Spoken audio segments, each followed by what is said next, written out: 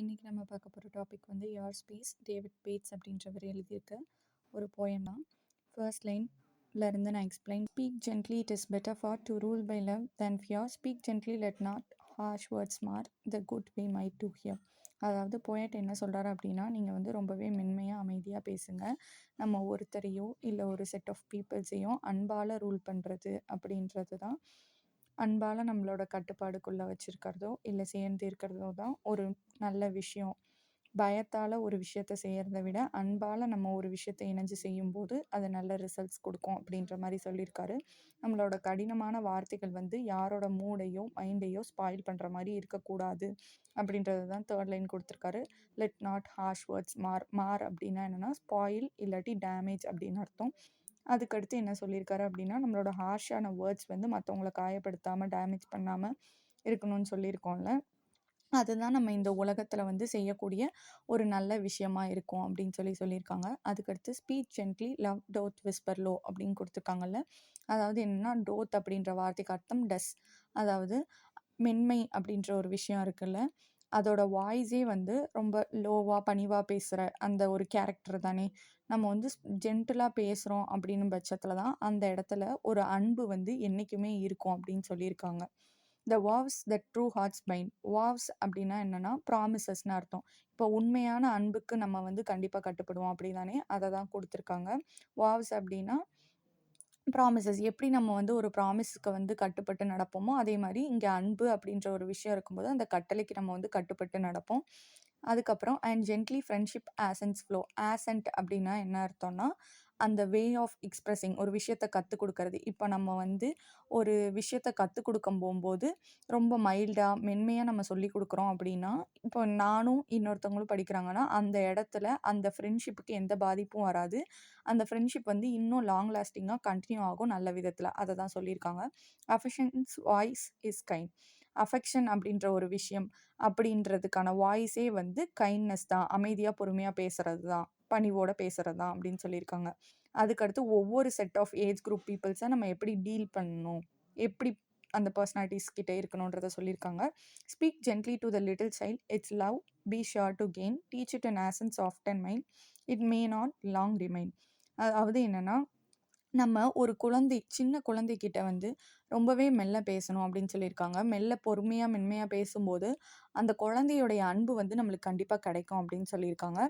அதே மாதிரி அந்த குழந்தைகிட்ட நம்ம ஒரு விஷயத்த சொல்லி கொடுக்குறோம் அப்படின்னா, அதுக்கிட்ட வந்து பொறுமையாகவும் அமைதியாகவும் சொல்லி கொடுக்கணும். ஏன் அப்படின்னா, அந்த குழந்தைக்கு அந்த குழந்தை பருவம் அப்படின்றது ரொம்ப நாள் கிடையாது. கொஞ்ச நாள் கழிச்சு அதுவும் பெரிய வயசானதுக்கப்புறம் நம்மள மாதிரியே எல்லா விஷயமும் தெரிஞ்சுக்கும். கவலை, சோகம் எல்லாமே வந்துரும். ஸோ இந்த மாதிரி ஒரு ஸ்டேஜில் அது இருக்க போகும்போது அதோட லைஃப்பை நம்ம வந்து என்ஜாய் பண்ண விடணும். எந்த ஹார்ஷாகவும் நடந்துக்கக்கூடாது. அவங்கள என்ஜாய் பண்ணுற மாதிரி நம்ம வந்து ரொம்ப பொறுமையாக அமைதியாக அவங்களோட மனநிலையும் வச்சுக்கணும், சந்தோஷமாக வச்சுக்கணும். அதனால் எந்த விஷயம் கற்றுக் கொடுத்தாலும் பொறுமையாக மென்மையாக சொல்லித்தரணும்னு சொல்லியிருக்காங்க. Speak gently to the young, for they will have enough to bear. Pass through this life as best they may. Tea is full of anxious care. இப்போ வந்து யங் பீப்புள்ஸ்க்கு சொல்லியிருக்காங்க. என்ன அப்படின்னா, நம்ம வந்து யங் பீப்புள்ஸ் இருக்காங்கல்ல, அவங்கக்கிட்ட ரொம்பவே ஜென்டிலாக பேசணும் அப்படின்னு சொல்லியிருக்காங்க. ஏன் அப்படின்னா, அவங்களுக்கு ஏற்கனவே ஒரு யங் ஸ்டேஜில் இருக்கிற பிள்ளைங்களுக்கு ஏற்கனவே நிறைய பிரச்சனைகள் இருக்கும். ஒரு சர்டைன் ஸ்டேஜ்க்கு அப்புறம் நம்ம பேரண்ட்ஸ் கிட்டேயும் சொல்ல மாட்டோம். நிறைய விஷயங்கள நம்ம வச்சு பிஆர் பண்ணி அப்படியே வந்து நம்ம மனசுக்குள்ள வச்சிருப்போம். ஸோ அந்த மாதிரி ஏற்கனவே நிறையா இருக்கும்போது, நம்ம அவங்க கிட்ட போய் ரூடா நடந்துக்கிறோம் அப்படின்னும் பட்சத்தில, இதுவும் அவங்களுக்கு ஒரு பாரமா இருக்கும். ஸோ அந்த மாரி பண்ணக்கூடாது.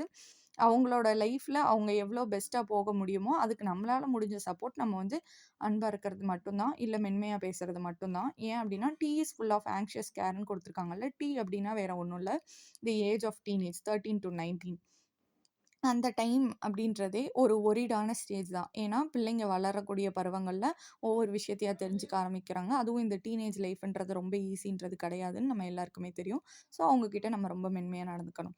Speak gently to the aged one. Grieve not the careworn heart. The sands of life are nearly run. Let such in peace depart. அதாவது என்னன்னா, நம்ம வந்து வயதானவர்கள் கிட்ட வந்து ரொம்ப பொறுமையா பேசணும் அப்படின்னு சொல்லியிருக்காங்க. மென்மையா பேசணும்னு சொல்லியிருக்காங்க. ஏன்னா, அவங்க ஏற்கனவே வாழ்க்கையில வந்து நெறைய கஷ்டங்கள் பட்டு தான் அவங்க வந்து வயசான ஒரு வேலைகள் பார்த்து எல்லாம் பண்ணி தான் இப்போ வந்து வயசான காலத்துல இருக்காங்க. ஏற்கனவே அவங்களோட மனசு வந்து ரொம்ப வெறுமைகள சந்திச்சிருக்கலாம். நெறைய விஷயங்கள கடந்து இருந்திருப்பாங்க. அவங்கள இன்னுமே நம்ம வந்து காயப்படுத்தக்கூடாது அப்படின்னு சொல்லியிருக்காங்க. அததான் grieve not the careworn heart. ஏற்கனவே அவங்களோட மனநிலைகள் வந்து யாரும் கேர் பண்ணாம நெறைய விஷயங்கள் போட்டு மனசுல வச்சு அப்படிலாம் இருந்திருப்பாங்க.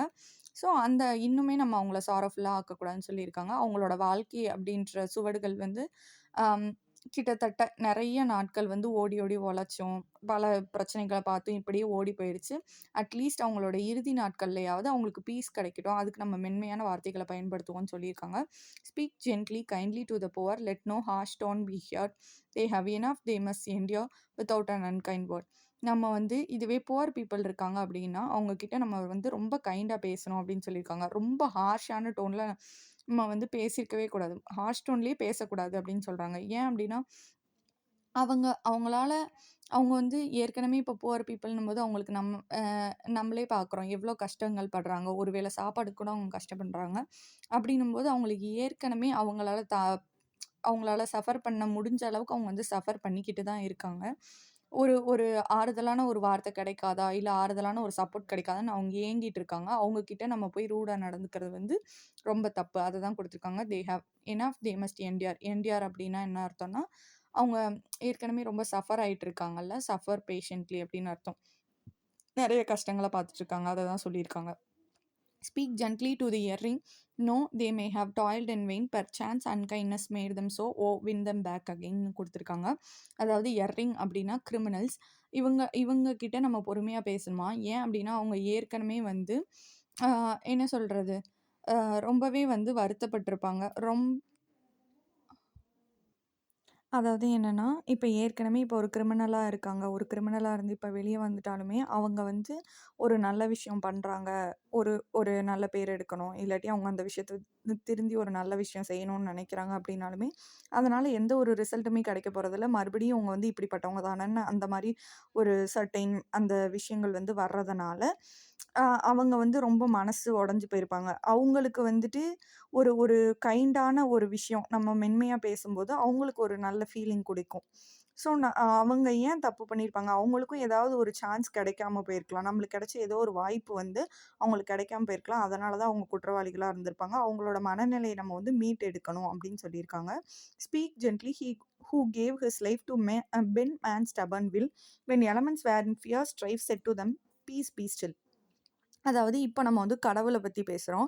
என்ன அப்டின்னா, நம்ம வந்து ரொம்ப அமைதியா மென்மையா பேசணும். யார்கிட்ட அப்டின்னா, இறைவன்கிட்ட. ஏன் அப்டின்னா, நம்ம மனிதர்களோட ஆசைகளுக்காகவும், நம்மளோட விருப்ப வெறுப்புகளுக்காகவும் கடவுள் வந்து அ அவர் வந்து நம்மளுக்கு இந்த வாழ்க்கைய குடுத்தது மட்டும் இல்லாம, நம்மளுக்கு தேவையான விஷயங்களையும் அவர் வந்து செஞ்சுட்ருக்காரு. அது நம்மளுக்கு கிடைக்காதுன்னு சில நேரங்கள்ல இருந்தாலும், நம்மளுக்காக அவர் வந்து அத குடுக்குறாரு.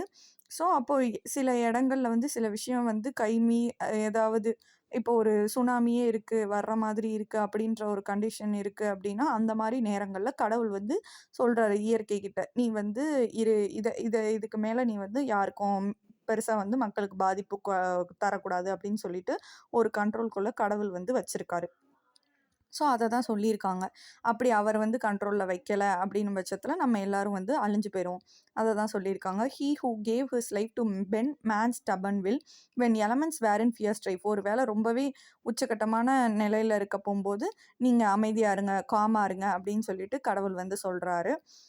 "Speak gently this a little thing dropped in the heart's deep well the good the joy which it may bring eternity shall tell." அதாவது நம்ம வந்து ரொம்ப மென்மையா பேசணும். இது வந்து ஒரு சின்ன விஷயம் தான். இப்போ இதயம் அப்படின்ற ஒரு கிணறு இருக்கு அப்படின்னா, அதில போடக்கூடிய ஒரு சின்ன விஷயம் தான். பட் இதோட ரிசல்ட் அப்படின்றது வந்து எல்லாருக்குமே வந்து ஒரு லைஃப் லாங்கா ஒரு எண்டே இல்லாத அளவுக்கு வந்து நன்மையவும், சந்தோஷத்தையும் குடுக்கக்கூடிய ஒரு விஷயம் அப்படின்னு சொல்றாங்க.